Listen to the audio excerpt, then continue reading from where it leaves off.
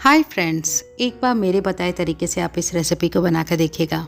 मेरी गारंटी है कि आप जिसके लिए भी ये रेसिपी बनाएंगे वो खाने के बाद एक तो आपकी तारीफ़ भी करेंगे और पूछेंगे कि आपने ये बढ़िया सी रेसिपी घर पे किस तरीके से बनाई है। आज मैं आपके लिए मिनी बटर नान की रेसिपी लेकर आई हूँ। ये अब तक की सबसे आसान रेसिपी है। इसे आज हम बनाएंगे अपने घर के फ्राई पैन पे। आप चाहें तो तवे का भी इस्तेमाल कर सकते हैं। सबके लिए आसान रेसिपी है ये। उम्मीद करती हूँ आपको ये रेसिपी पसंद आएगी। तो चलिए मेरे किचन में और देखते हैं किस तरीके से घर पे बनाते हैं मिनी बटर नान। तो नान बनाने के लिए सबसे पहले हम यहाँ पर 1 कप ले लेंगे दही। ये रूम टेम्परेचर वाला दही है। इसमें मैं डाल दूँगी 1 कप पानी और अब आपको इन सबको अच्छी तरीके से मिक्स करना है। अब हम यहाँ पर डालेंगे नमक। तो यहाँ पर मैं 1 टीस्पून नमक डाल रही हूँ, आप अपने टेस्ट के अनुसार डालिएगा। और उसी के साथ साथ 2 टीस्पून यहाँ पर मैं बेकिंग पाउडर डाल रही हूँ।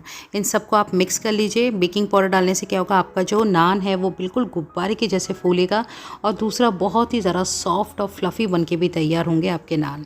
अब हम यहाँ पर डालेंगे मैदा। तो यहाँ पर मैं 4 कप मैदे का इस्तेमाल कर रही हूँ। थोड़ा थोड़ा करके डालेंगे, एक साथ सारा मत डालिएगा। और यहाँ पर मैं मैदा इस्तेमाल कर रही हूँ। आप चाहें तो यहाँ पर गेहूँ का आटा भी इस्तेमाल कर सकते हैं, बट बेस्ट रिजल्ट आपको मैदे के साथ ही मिलेगा।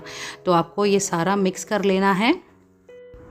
अगर आपको लगता है कि आपको पानी का ज़रूरत पड़ेगा तो आप यहाँ पर पानी को इस्तेमाल कर सकते हैं। मैंने यहाँ पर एक्स्ट्रा पानी इस्तेमाल नहीं किया था। और एक बात का आपको ध्यान रखना है कि नान का जो आटा होता है वो काफ़ी सॉफ्ट लगाया जाता है, क्योंकि अगर आपने थोड़ा सा भी उसे स्टिफ बनाया तो उससे क्या होगा, आपको बेलने में बहुत ज़्यादा मुश्किल हो जाएगी नान को। तो देखिए यहाँ पर मैंने बिल्कुल सॉफ्ट सा आटा लगाया है, 2 टेबलस्पून ऑयल डाला है और इसी तरीके से आपको आटे को कम से कम 4 से 5 मिनट के लिए बढ़िया तरीके से गूँध लेना है। जितना अच्छे तरीके से आप गूंदेंगे उतना ही सॉफ्ट आपका नान बनके तैयार होगा। तो देखिए मैं किस तरीके से इसे गूंद रही हूँ। सिर्फ 2 टेबलस्पून ऑयल डालना है ऊपर और उसके बाद अच्छी तरीके से आपको इसकी मालिश करनी है। तो देखिए यहाँ पर मैंने आटे को गूंद लिया है। अब आपको क्या करना है, इसके ऊपर हल्का सा ऑयल लगाइए ताकि ऊपर से ड्राई आउट ना हो जाए और इसे कवर करके छोड़ देंगे हम 15 से 20 मिनट के लिए, ताकि जो आटा है थोड़ा और अच्छी तरीके से सेट हो जाए और सॉफ्ट हो जाए। तो मैं इसे कवर कर देती हूँ। 15-20 मिनट के बाद आप देखिए जो आटा है वो काफ़ी ज़्यादा सॉफ्ट हो गया है, काफ़ी ज़्यादा मुलायम हो गया है। तो यहाँ पर मैंने रोलिंग बोर्ड के ऊपर थोड़ा सा सूखा आटा इस तरीके से डस्ट कर लिया था और उसके ऊपर हमारा गूंदा हुआ आटा रख दिया है। थोड़ा सा ऊपर से भी मैंने सूखा आटा डाल दिया है ताकि ये चिपके ना हाथों में, और इसको इस तरीके से आपको स्प्रेड कर लेना है। अब आपको इसको 2 इक्वल पोर्शंस में इस तरीके से डिवाइड कर देना है, क्योंकि अब हम इसकी लोइयाँ बनाने जा रहे हैं। तो उसके लिए हमें इसे इक्वल पोर्शंस में बांटना है। देखिए इस तरीके से आपको एक लंबी सी लोई बनानी है और अब आपको इसे कट करना है दोबारा से इक्वल पोर्शंस में। तो यहाँ पर जो हम मिनी नान बनाएंगे वो पूड़ी के साइज़ का ही बनाएंगे, ज़्यादा बड़ा रोटी के साइज़ का नहीं बनाएंगे। जैसे कि ढाबा और रेस्टोरेंट्स में आपने देखा होगा कि नान काफ़ी बड़े साइज़ के होते हैं या फिर भटूरे के साइज़ के भी होते हैं कोई नान। तो यहाँ पर हम ऐसे नहीं बना रहे, हम घर पर बना रहे हैं। तो बिल्कुल आराम से और बिल्कुल सिंपल वे में हम बनाएंगे इसे। तो हम इसे पूड़ी के साइज़ का बनाएंगे। तो देखिए यहाँ पर मैंने सारे आटे को इक्वल पोर्शंस में डिवाइड कर दिया। अब आपको एक एक पोर्शन उठाना है और बढ़िया सा इसका लोई बनाकर रेडी कर लेना। तो जैसे हम लोग चपाती के लिए या फिर पूड़ी के लिए लोई बनाते हैं, बिल्कुल उसी तरीके से आपको करना है। तो देखिए मैं इसी तरीके से सारी लोई बना के रेडी कर लेती हूँ। तो फ्रेंड्स ये बहुत ही ज़्यादा इजी और बेस्ट तरीका है नान बनाने का अपने घर पे। बहुत ही बढ़िया रेसिपी है। अगर आपने ये वीडियो यहाँ तक देखा है अभी तक, तो इसका मतलब आपको ये वीडियो, ये रेसिपी अच्छी लग रही है तो अपने घर में ज़रूर ट्राई करिएगा, लाइक करिएगा और शेयर भी करिएगा इसको। बहुत ही सिंपल रेसिपी है, ज़्यादा मेहनत भी नहीं है। अब देखिए यहाँ पर सारी लोइयों को मैंने बना लिया है। तो मैंने एक प्लेट में थोड़ा सा सूखा आटा इस तरीके से डस्ट किया और इन सारी लोइयों को इस तरीके से आपको रख देना। एक दूसरे के ऊपर मत रखिएगा वरना ये चिपक जाएंगी। तो देखिए इस तरीके से मैं रख देती हूँ और इसे अब आपको कवर करके रखना है ताकि ये जो लोई है आपकी बिल्कुल भी सूखे ना ऊपर से। तो यहाँ पर इस बात का ध्यान रखना है, कवर करके रखिएगा इसको इस तरीके से।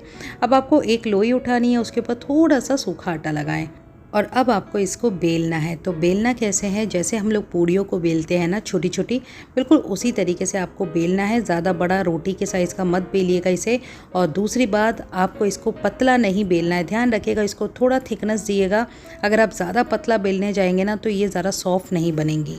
अगर आपको इसे सॉफ्ट बनाना है, फ्लफ़ी बनाना है और बिल्कुल गुब्बारे के जैसे फुलाना है ना, तो आप इसको थोड़ा-सा थिकनेस दिएगा, थोड़ा-सा मोटा बेलिएगा।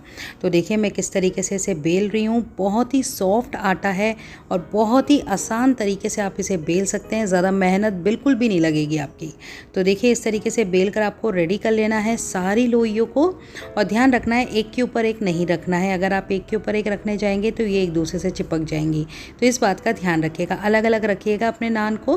तो फ्रेंड्स इसी तरीके से सारी नान को बेल कर रेडी कर लेंगे। अब मैं आपको दिखाती हूँ। देखिए ये बटर है, ये 4 टेबलस्पून बटर लिया था मैंने, मेल्टेड बटर, और उसमें धनिया पत्ता डाल दिया था और इसको मिक्स कर दिया, क्योंकि अब हम इसे लगाएंगे अपने नान के ऊपर।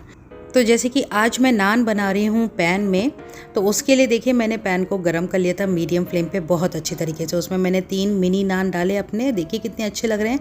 जब ऊपर का लेयर उनका थोड़ा ड्राई हो जाएगा, इनकी साइड्स को चेंज कर लेंगे।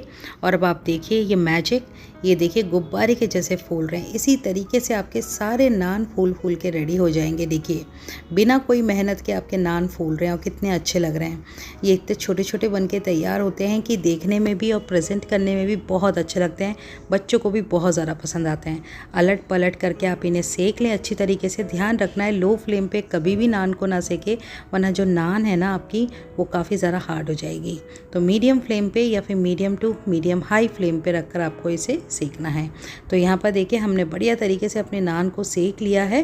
तो बस इसे अब मैं अलट पलट कर लेती हूँ। देखिए अच्छा सा कलर भी आ गया है। इसे मैं पैन से निकाल लेती हूँ।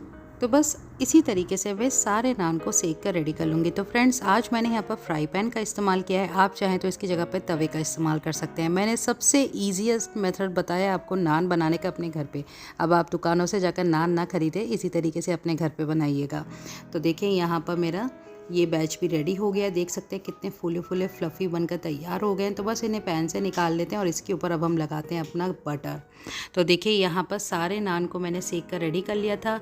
तो चलिए आप लगाते हैं इसके ऊपर बटर और हरा धनिया जो हमने मिक्स करके रखा हुआ था, दोनों साइड लगाइएगा। गर्मा गर्म नान के ऊपर जब आप इस तरीके से बटर लगाते हैं तो उससे क्या होता है, जो नान होता है वो काफ़ी लंबे समय तक सॉफ्ट रहता है। तो देखिए हमारा बहुत ही अच्छा सा मिनी बटर नान बनकर तैयार हो गया है। अब आपको नान बाहर से ख़रीदने का ज़रूरत नहीं है, अपने घर में बिल्कुल साफ़ सुथरी तरीके से और बहुत ही कम समय में आप इसे बनाइएगा। उम्मीद करती हूँ आपको ये नान की रेसिपी पसंद आई होगी। पसंद आए तो प्लीज़ उसे लाइक करिएगा, शेयर करिएगा, अपने घर में ट्राई करिएगा। और मेरा हम्बल रिक्वेस्ट है, अगर आपने अभी तक मेरे चैनल को सब्सक्राइब नहीं किया है तो प्लीज़ जाने से पहले मेरे चैनल को सब्सक्राइब करिएगा, ताकि मैं आपके लिए आसान सी रेसिपीज़ लेकर आऊँ। तो चलिए मिलते हैं अगली रेसिपी में, तब तक के लिए bye bye, tata, take care.